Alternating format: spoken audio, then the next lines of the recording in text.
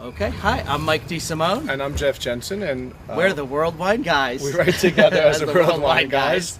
And we're journalists in New York, based in New York, and we write for some of the major wine magazines in the United States. Currently, we're columnists for the Wine Enthusiast magazine. And we are very pleased and very honored to have been here and traveled through this region, the Saragaucha of Brazil this week. And why don't you talk first about the wines? I have to tell you, we were invited, and we're very honored to have been invited.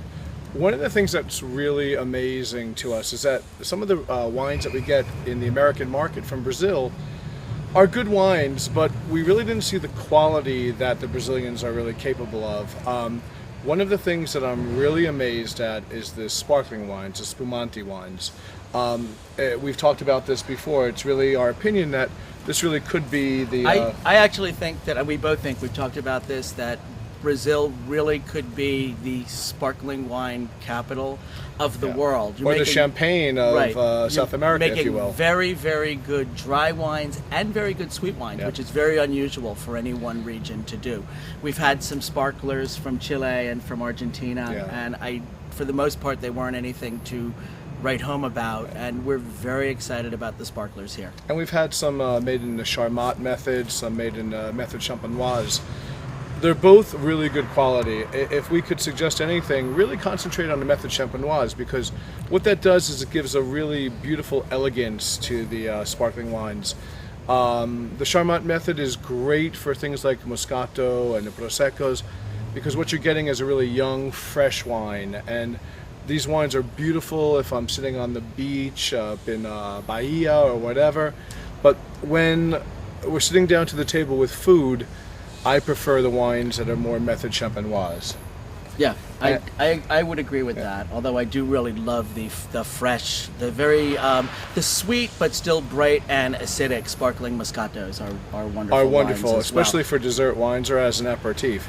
And in terms of still wines, I think what we're finding, we might totally agree with this or disagree somewhat. I think what we like the best are the wines that are just lightly oaked, partially oaked, maybe oaked for, say, 3 months in secondary or tertiary used oak, that kind of thing. That the grapes, the flavor of the fruit is really coming through in a lot of the wines, even the wines that are strictly fermented in stainless steel. And some of the wines we had earlier in the week were a little bit over oaked and a little bit heavy handed. I agree. I think one of the things that Brazil really has is that it has these really fabulous varieties of wine. You have Tannat, you have Touriga Nacional from Portugal, but everybody in the world is making Cabernet Sauvignon, Merlot, Chardonnay. And although Brazil's making really great wines from these varietals, they're European varietals. And I think what Brazil needs to concentrate on is the soul of Brazil, the feeling of the people. And one of the things that you have here is a European background. Obviously here in Valle de Viejos, we have an Italian population. It's like a trip to Tuscany. It's almost really like being in Tuscany or Piemonte, where you have all these Italian names, Italian grapes, Italian food, Italian winemakers, fourth generation. And I think that what you're doing is really super.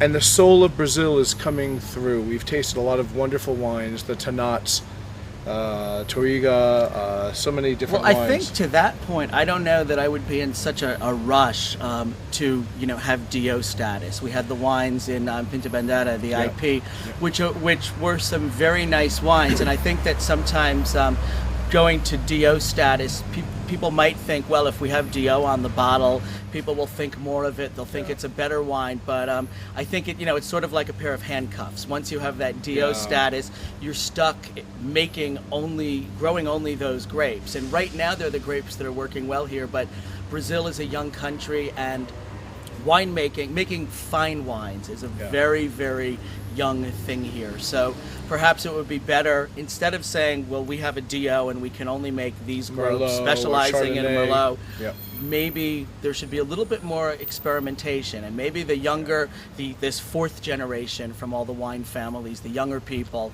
will put a stop to that and travel more and get out of And maybe Brazil. take some classes perhaps in Bordeaux or UC Davis or other parts of the world where you see what the rest of the world is doing, but then make your style definitively Brazilian.